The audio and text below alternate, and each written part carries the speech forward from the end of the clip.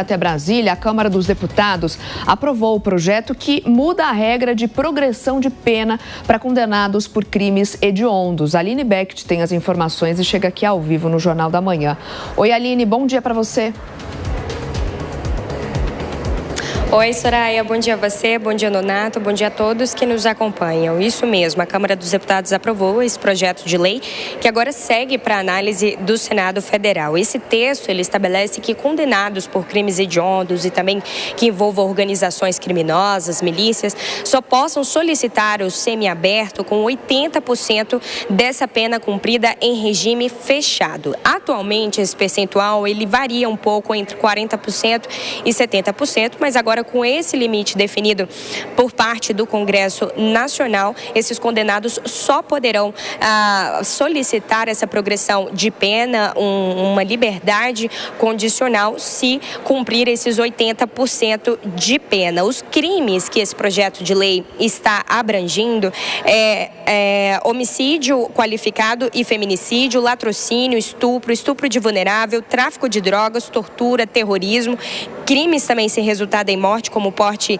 ilegal de arma, falsificação de medicamentos e pornografia infantil, e integrantes de organizações criminosas ou milícias privadas, como acabei citando anteriormente. E como qualquer outro projeto de lei na Câmara dos Deputados ou no Senado Federal que envolva a área da segurança pública, os parlamentares têm opiniões divergentes, né? E em relação aos argumentos a favor, o relator Alberto Fraga, do PL do Distrito Federal, afirma que nada é mais lógico e mais justo que a execução dessa pena, que ela seja mais rígida diante da escalada da violência no país. Já o autor geral desse projeto, o deputado Alfredo Gaspar, defende que não se pode conceder essa liberdade antecipada para os criminosos que cometem esses crimes gravíssimos. E a deputada também daqui do DF, Bia Kicis, chegou também a falar sobre esse projeto de lei, disse que as regras hoje elas são frouxas e elas acabam estimulando a reincidência cada vez mais de crime e de violência no país. Já deputados contrários a essa proposta no Congresso Nacional, como por exemplo Tarcísio Mota, do PSOL do Rio de Janeiro, afirma que endurecer essas penas não vai reduzir a violência no país. Já o deputado Bom Gás, do PT do Rio Grande do Sul, e outros membros também do PT, Partido dos Trabalhadores, afirmam que essa proposta acaba ignorando todas as medidas de ressocialização do preso na sociedade e isso não diminui a violência, acaba aumentando o carceramento no Brasil, a situação carcerária no Brasil. Então agora esse projeto foi aprovado pela Câmara, ele segue para análise do Senado Federal e, se aprovado no Senado, ele vem aqui para o Palácio do Planalto para a sanção do presidente Lula. É importante lembrar que essa é uma das maiores modificações em relação à execução penal e carcerária do país. Eu volto com você. Obrigada, Aline Becht, pelas suas informações. Daqui a pouquinho você volta. Vamos chamar de volta também os nossos comentaristas, a Deise Ciocari e também José Maria Trindade. Zé, você acredita que a ampliação, né, a redução da pena pode diminuir a criminalidade? Qual o impacto também sobre isso para o sistema prisional? Já está comprovado no mundo, a gente tem que seguir exemplos positivos, né? É de que quando você é mais rigoroso, a violência diminui, né? Ela não acaba, ela diminui. O mal sempre existirá. Não há como queimar a semente do mal. Eu gostaria, mas isso não é possível. A lei é boa, veio de Sérgio Moro, ainda ministro da Justiça, para se ter uma ideia de como as coisas andam lentas demais, quando o Congresso tem resistência, né? E agora vai para o Senado Federal. Eu acho óbvio que o Código de Processo Penal seja modificado, porque tudo muda. O criminoso mudou, os crimes mudaram, então é preciso mudar a execução. Tem que acabar com essa história de progressão.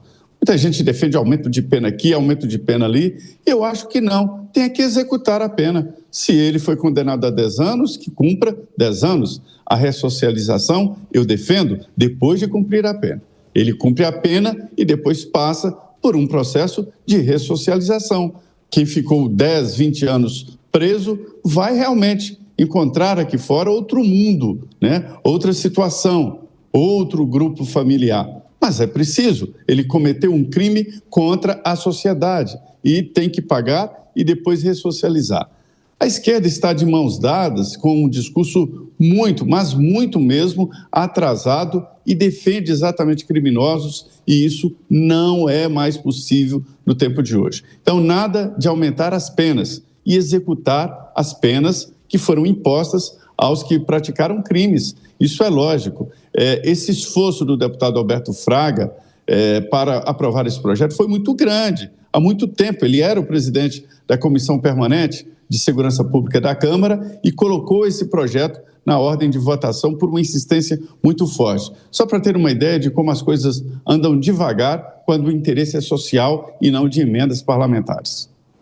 Deise Siocari, queria te ouvir também ainda nesse assunto, porque tem muita gente que fala que o cidadão comete lá o crime, e é o que o Zé falou, ele não cumpre a pena prevista, ele vai lá e ele sai bem antes. E lembrando, nesse caso, esse aumento aí de pena, aumento de cumprimento de pena, para crimes hediondos. E aí a gente tem sempre aquele paradoxo, né? Tem um cidadão lá que rouba, sei lá, uma carne porque estava com fome e fica preso um tempão também no mesmo bolo que um cidadão que comete o crime hediondo. Como é que você vê aí essa possibilidade de alteração para o cumprimento quase que total da pena, Deise?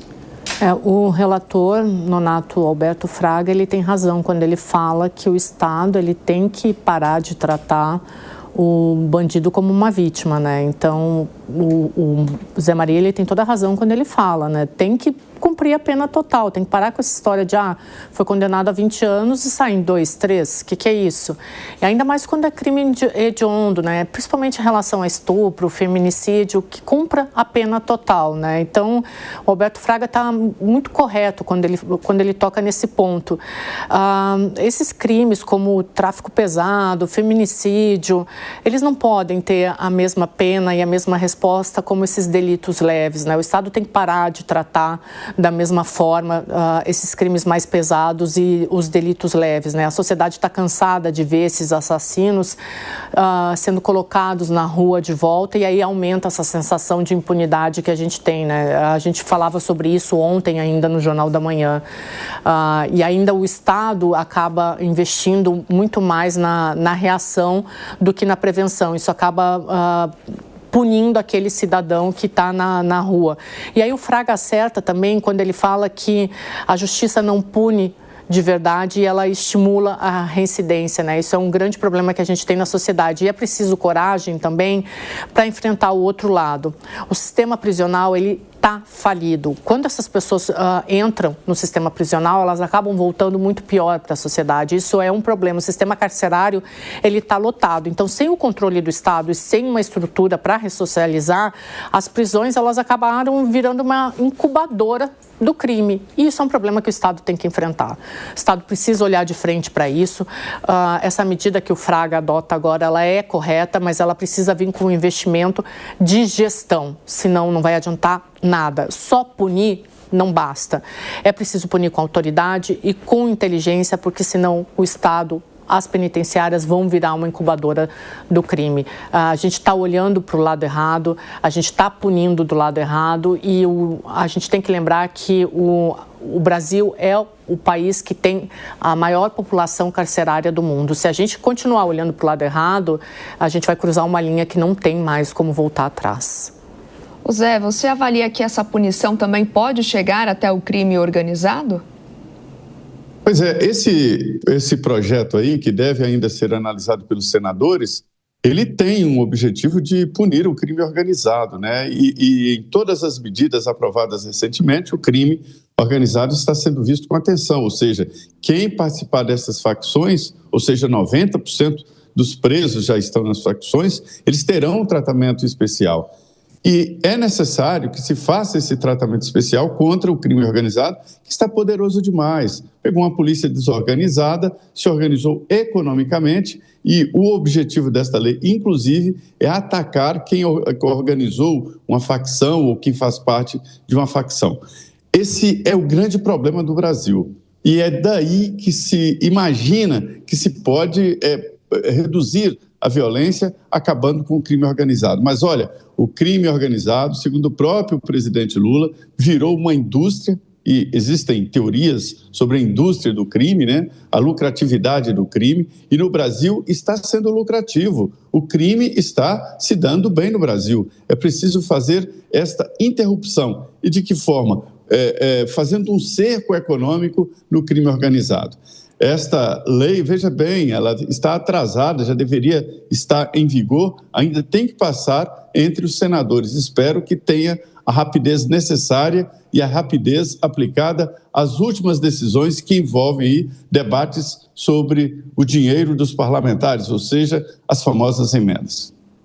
Deise Ciocari, você falava aí a respeito da possibilidade, né, de que o nosso sistema carcerário vire uma incubadora de novos bandidos, novos maus elementos para a sociedade.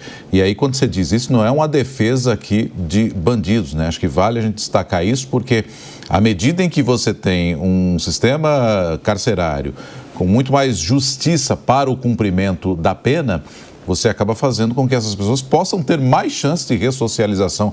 Acho que é por aí a história, não, Deise? Nonato, a gente tem um sistema carcerário que é muito problemático. Nós temos em torno de 800 mil presos para 400 mil vagas. E a gente tem cerca de somente 20% de trabalho formal dentro das prisões. Então, você imagina como que isso acaba provocando a ressocialização. Ela é mínima dentro do sistema carcerário. Um réu primário, ele acaba sendo colocado na mesma cela de um líder de facção dentro do sistema prisional. Então, isso acaba sendo bem problemático. A gente tem alguns dados que são bem preocupantes aqui dentro do sistema prisional brasileiro. Além de ser o maior sistema carcerário do mundo, a gente fala nesse problema da ressocialização, mas ele é praticamente inexistente. Então, é muito difícil você tratar o sistema prisional brasileiro como algo que realmente funcione. E o Estado, a gente fala muito na participação do Estado dentro do sistema prisional brasileiro, mas quem manda no sistema prisional brasileiro é o crime organizado, é o PCC, são as facções. Então, é muito difícil você prender uma pessoa, fazê-la cumprir a pena e ela sair de lá pronta para uma ressocialização dentro da sociedade, né? Ela provavelmente vai sair pior de lá. E aí você imagina, né? Um sistema prisional com 400 mil vagas e a gente tem 800 mil presos, né? Eles vão para aquelas celas, eles acabam ficando lá literalmente amontoados, então é praticamente impossível eles voltarem melhor para a sociedade, né? E aí você tem uma pena ali de 20 anos, eles saem em 2 anos, provavelmente muito piores, né? Então é muito difícil. O Estado tem que estar participando muito melhor, mas o Estado não consegue nem entrar porque está dominado pelo crime organizado. Então é difícil. Nosso sistema prisional, ele é extremamente complicado. É um tema bastante complexo, né, que envolve aí muitas discussões.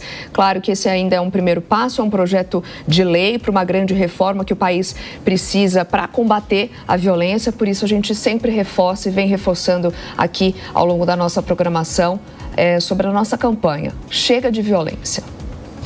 Chega de crime, de assalto, de medo, de impunidade. Chega, uma campanha da Jovem Pan contra o crime.